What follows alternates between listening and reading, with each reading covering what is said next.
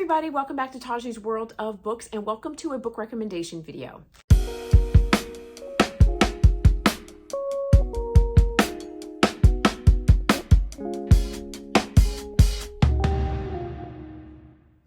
Hey you guys, welcome back. So I am so happy to be here today and to be talking to you about an arc that I received. I was so happy when Julie reached out to me, who works with Simone, to ask me to review Merry Little Meet Cute that was written by the queen herself, Simone, along with her bestie, Julie Murphy.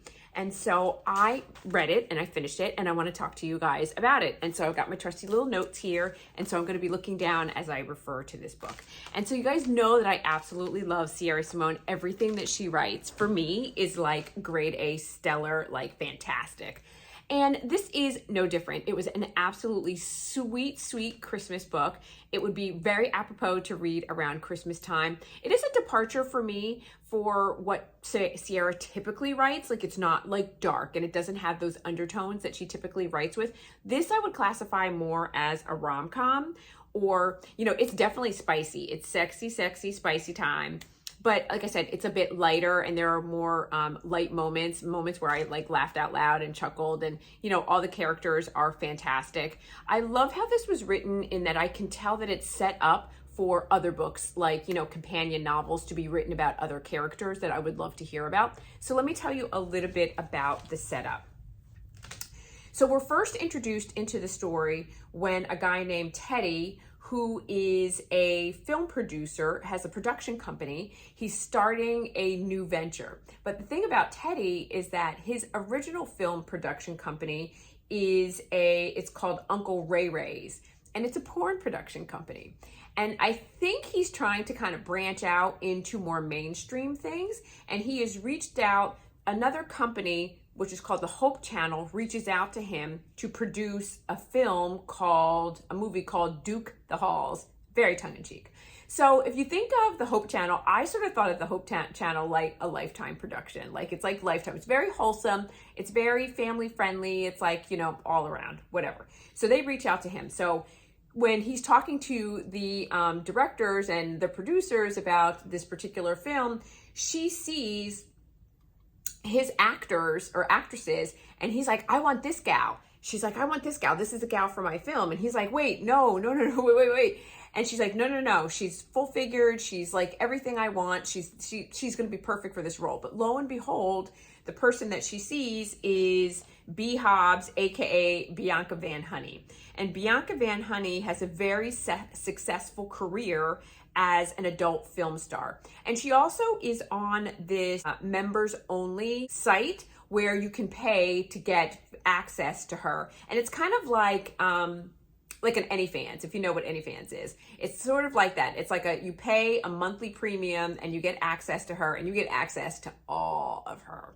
And so she has a very lucrative and successful career. But when her favorite producer casts her in this new Christmas movie that's going to be set in this Vermont Christmas town, she's like, what the heck? But she's always wanted to break out into mainstream media, and she wanted to break out of the porn industry and to like really be taken seriously as an actress. She like jumps at the opportunity to do this. Now she's going to be co-starring up against a guy named Nolan. And Nolan, he's not so wholesome. He's got a bad boy reputation. He's a former band member of a boy band, kind of like an NSYNC kind of. I think the band that he is a part of is called Nyx. And he's like, a former NSYNC guy. But since then, since the band has broken up and they are no longer together, the investments or all the money that he made from that band was stolen from him, which is explained in the book.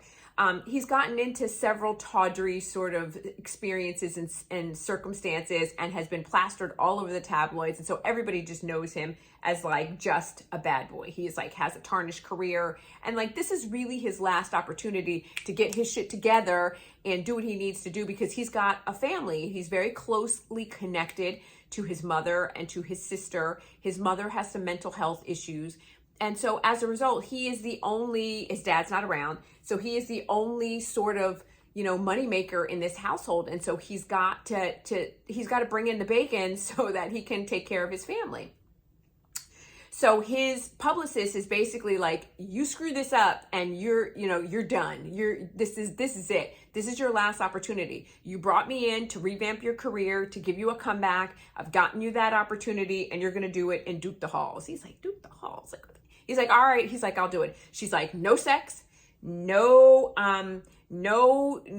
hanky panky, no tabloid, no nothing. You got to be squeaky, squeaky, squeaky clean. Okay. Squeaky clean. Do not get in any trouble. Don't do anything. He's like, all right, I'm on lockdown. So he's like bound and determined that he's going to behave himself. And the same thing with Bianca,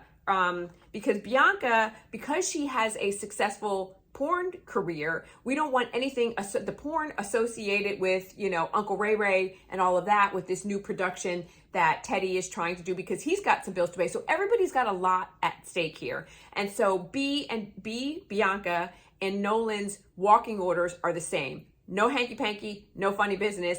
Keep it legit, keep it clean, do your job, get in there, film this thing, and bring it home. And so they get there. Now, lo and behold, when they arrive, of course, Bianca, for her entire life, has had a crush on Nolan. She's followed his career for the entirety of his career and has drooled and salivated over him for years. And now the man of her dreams is standing in front of her. And Nolan has been a fan of Miss Bianca Van Honey forever. And he is a fan at the highest level. He subscribes and he has seen her do all kinds of stuff on her members only fan page. And so when he sees her, his mouth is like agape catching flies. And so he's like, how am I going to film this movie with this chick that I've been salivating for and fantasizing and been the desires of my wet dreams without getting myself in trouble? I'm already in trouble. And so the story really ensues from there. And so I absolutely loved it. It was fun. It was cute. It had just enough angst. It had spice.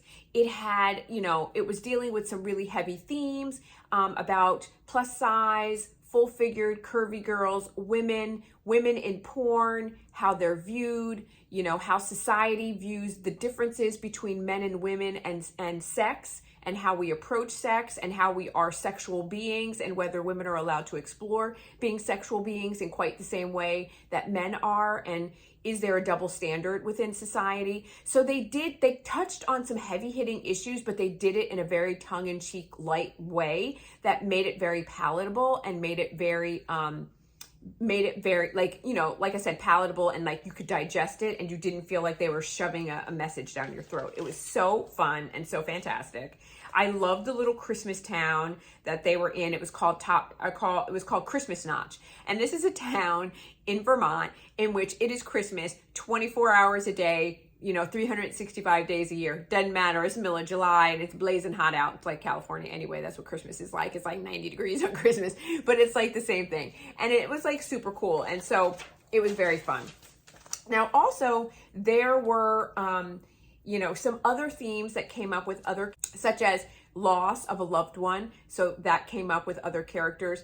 Also talked about managing finances and getting into financial woes, releasing of a sex tape, some vengeance and revenge type things. And so there were a lot of other like little storylines and plot lines that you could see that are going to take off and go in other directions. You're definitely very curious about what's going to happen with some of the other characters when they get their books. You want to see what their storylines are going to be. So you definitely, like I said, there was a setup for future books and for companion novels. So I'm really excited to see the direction that Julie and Sierra go with this. So I think it's going to be, a real hit for them. So overall, I gave it a 4-star rating overall. In terms of angst, I gave it a 3. And in terms of spice, I gave it a 3. It is a fun read. And I think if you guys are mood readers or you like to read around the holidays, this would be a perfect Christmas read. So I think you should put it on your TBR and plan on reading it around that time. Now, the audiobook was fantastic. The audiobook was really, really good. The audiobook, which dropped today, is by the female narrator is Joy Nash, and the male narrator is Sebastian York. And Sebastian York narrates narrates so many different things. And so he does a fantastic job, and Joy did a fantastic job as well. So the audiobook is definitely worth it. And Audible is having a sale right now, so I think you should probably check it out and see if you can snatch this up pretty quickly. What else do I want to say about it? It was just overall like a really good read. I also loved that Bianca's character, there was a lot of LGBTQ representation across the entire theme of the book. You know, Nolan is bisexual, and I don't remember if they said that about Bianca or B, but being that she works in the sex industry, there are some, you know, crossover things that happen in that situation, but many of the characters are part of the LGBTQ community, and so I thought that was a fantastic representation there as well. And so overall, I think that the book was very apropos for what's going on right now. I thought it brought up a wonderful conversation, but it did it in a very cute and sweet way, and it was a fantastic read, and I highly recommend that you check it out. I've got some fun things coming up in the future, and I will be at the book signing that Sierra and Julie are going to do on Saturday, this Saturday, at the Ripped Bodice. So I'm really excited about that, and hopefully I'll get some footage from that and put that up, but I'll definitely put something up on my Instagram page, so go over there and check it out if you want to see that, but I'll try to get some footage so I can put something here on my YouTube page as well. So having said that, you guys, that is all that I have for today. I really hope that you go and check out this book because it is fantastic, and I think you'll really, really enjoy it. And please tune in and subscribe, do all the things, like, subscribe, come hang out with me more. Put in the comments below if you think that I should read a particular book. You know that I always add them to my TBR, and you guys have been generating great conversation in the comments below, and I want to keep it going. So thank you so much for doing that. And if you want to see all the cool things, because I'm telling you, we have some secret, super fantastic things coming, and I want you guys to be here for it. So you got to subscribe to the channel so you can find out about those things. So having said that, you guys, thank you so much for joining me, and I look forward to seeing you in my next video. Bye.